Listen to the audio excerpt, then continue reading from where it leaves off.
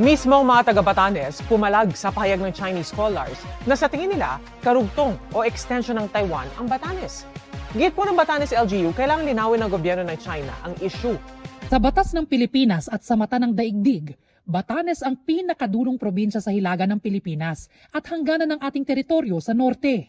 Malapit din ito sa Taiwan na may mga tribong nahahawigang kultura sa ating mga katutubong Ivatan.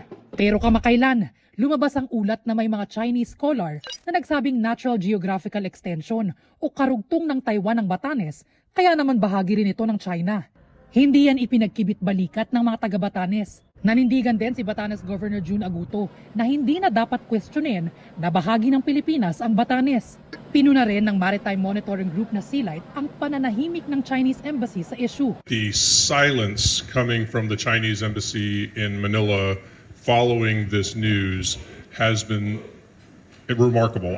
Sabi ng National Historical Commission of the Philippines, patunay ang datos at kasaysayan na noon pa man, walang dudang ang Batanes ay bahagi ng Pilipinas. Para naman kay Defense Secretary Gibo Chodoro, hindi dapat baliwalain ang pahayag na ito ng mga Chinese scholar. In a closed society like China, any Chinese subject, any academic who makes a statement in China, it becomes a quasi-state statement. So this is signaling on their part, no? It's good that it's ridiculous, but maybe to their citizens it might not be. We still have to take all these threats seriously. Noong Hunyo, bumisita sa Batanes ang ambassador ng China. Kabilang sa pinuntahan niya ang farm na dinonate ng Chinese Embassy.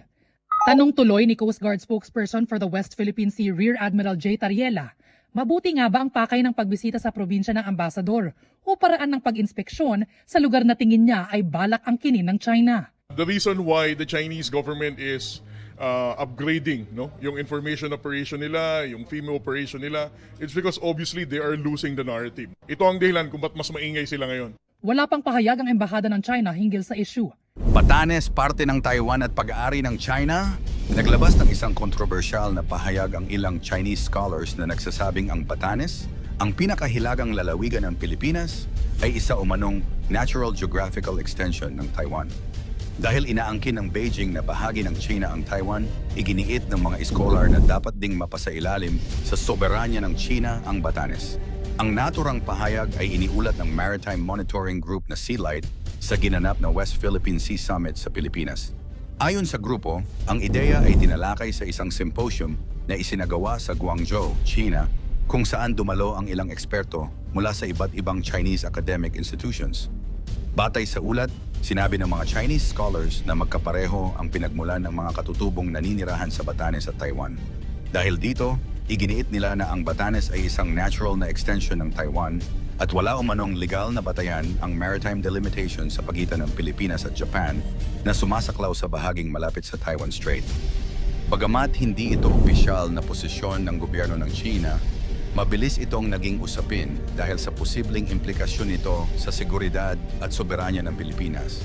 Agad namang tumugon ang pamahalaan. Mariing tinuligsa ni Defense Secretary Gilberto Teodoro Jr. ang naturang pahayag at tinawag itong kalokohan at walang anumang legal na batayan. Ayon kay Teodoro, hindi dapat balewalain ang ganitong uri ng mga pahayag dahil maaari itong magsilbing indikasyon ng mas malawak na layunin ng China sa rehiyon. Dagdag pa niya, kapag hinayaang paulit-ulit na ikalat ang mga ganitong naratibo ng walang pagtutol, maaari itong magamit upang baguhin ang pananaw ng publiko at baluktutin ang kasaysayan. Sinabi rin ng kalihim na hindi malayong bahagi ito ng mas malawak na estratehiya ng China upang palawakin ang impluwensya nito sa Western Pacific. Kasabay nito, nanawagan din ang ilang maritime at defense experts na seryosohin ang naturang pahayag. Ayon sa kanila, bihirang magkaroon ng symposium sa China tungkol sa mga sensitibong usaping may kaugnayan sa soberanya nang walang pahintulot o kaalaman ng mga kinauukulang autoridad. Bagamat hindi ito nangangahulugang opisyal na pulisya ng Beijing, mahalaga pa ring bantayan ang mga ganitong diskusyon dahil maaari itong maging bahagi ng tinatawag na narrative building o unti-unting paghubog ng opinyon upang suportahan ang posibleng mga hakbang sa hinaharap. Nagkataon ding lumabas ang naturang pahayag ilang araw bago ang ika-10 anibersaryo ng makasaysayang 2016 na Arbitral Award na pabor sa Pilipinas. Noong Hulyo 12, 2016, nagpasya ang Permanent Court of Arbitration sa The Hague na walang legal na batayan ang 9-dash line claim ng China sa South China Sea. Kinilala rin ng tribunal ang ilang karapatan ng Pilipinas sa loob ng kanyang exclusive economic zone sa West Philippine Sea. Hanggang sa kasalukuyan ay hindi kinikilala ng China ang arbitral ruling at patuloy nitong tinututulan ang naturang desisyon. Sa kabilang banda, mahigit 30 bansa na ang nagpahayag ng suporta sa Arbitral Award at paulit-ulit na nananawagang igalang ang international law at ang United Nations Convention on the Law of the Sea o UNCLOS. Sa ilalim ng administrasyon ni Pangulong Ferdinand Marcos Jr., pinalakas din ng Pilipinas ang ugnayang pangsiguridad sa iba't ibang kaalyadong bansa. Lumagda ang Pilipinas ng mga bagong defense at military cooperation agreements upang higit na mapalakas ang kakayahan nitong protektahan ang teritoryo at mapanatili ang kapayapaan sa Indo-Pacific region. Mahalagang tandaan na ang Batanes ay may napakalaking strategic value. Matatagpuan ito sa pagitan ng Luzon at Taiwan at nagsisilbing mahalagang bahagi ng tinatawag na First Island Chain, isang lugar na may malaking kahalagahan sa seguridad ng rehiyon. Dahil dito, matagal nang nakatuon ang pansin ng iba't ibang bansa sa Batanes, lalo na sa gitna ng tumitinding tensyon sa Taiwan Strait. Sa kasalukuyan, wala pang opisyal na pahayag ang Chinese government na inaangkin nito ang Batanes bilang bahagi ng teritoryo ng China. Gayunman, ipinakita ng naging pahayag ng ilang Chinese scholars na patuloy ang paglitaw ng iba't ibang naratibo kaugnay ng mga teritoryong malapit sa Taiwan at West Philippine Sea. Samantala, nananatiling malinaw ang posisyon ng Pilipinas.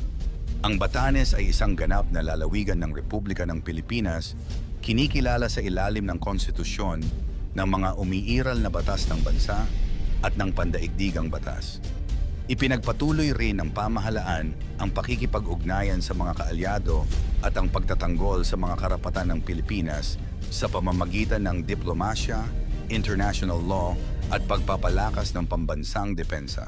Habang nagpapatuloy ang mga usaping may kaugnayan sa West Philippine Sea at Taiwan Strait, inaasahang mananatiling mahalagang bahagi ng pambansang seguridad ang Batanes at patuloy na babantayan ng pamahalaan ang anumang pahayag o hakbang na maaaring makaapekto sa soberanya ng bansa.